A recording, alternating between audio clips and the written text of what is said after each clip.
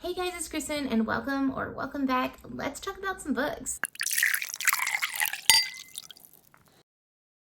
As if we all don't have an entire list of books that we're trying to read, and most of them are, they're backlisted.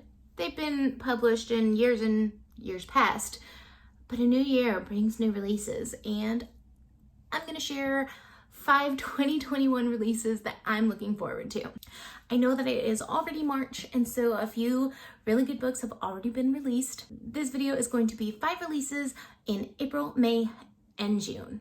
I didn't want to go past June because I didn't want to get too ahead of myself, because there are some good books coming out in the later part of the year that I just don't want to get too hyped for right now. These are in publication order, so first we'll start with April, move to May, then go to June.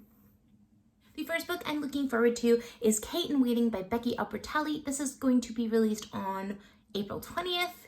And the premise for this is Cait goes to, I think, like an acting school, and she has her best friend, and they do everything together, like literally everything together.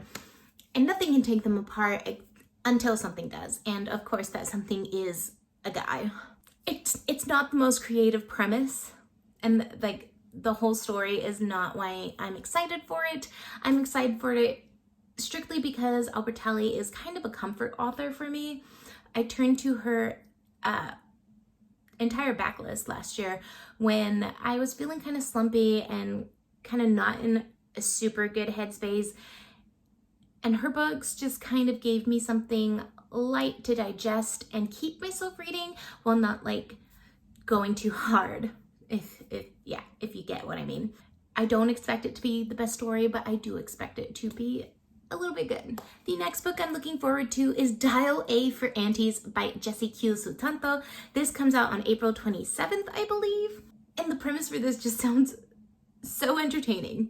So our main character, Madeline, goes on a blind date, and she accidentally ends up killing her blind date.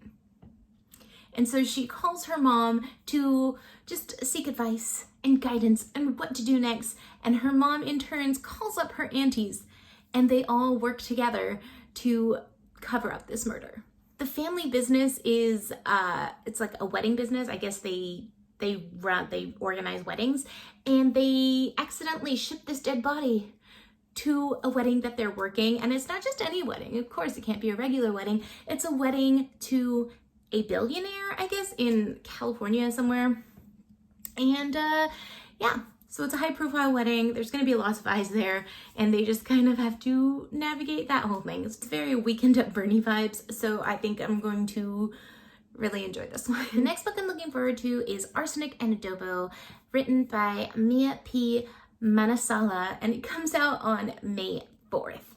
This is very much like Dial A for Aunties.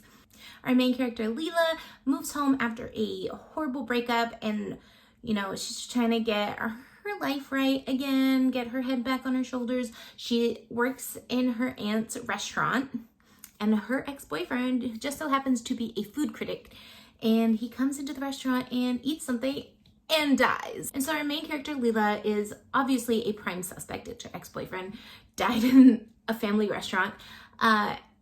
She takes it into her own hands to kind of investigate what really happened to her ex-boyfriend.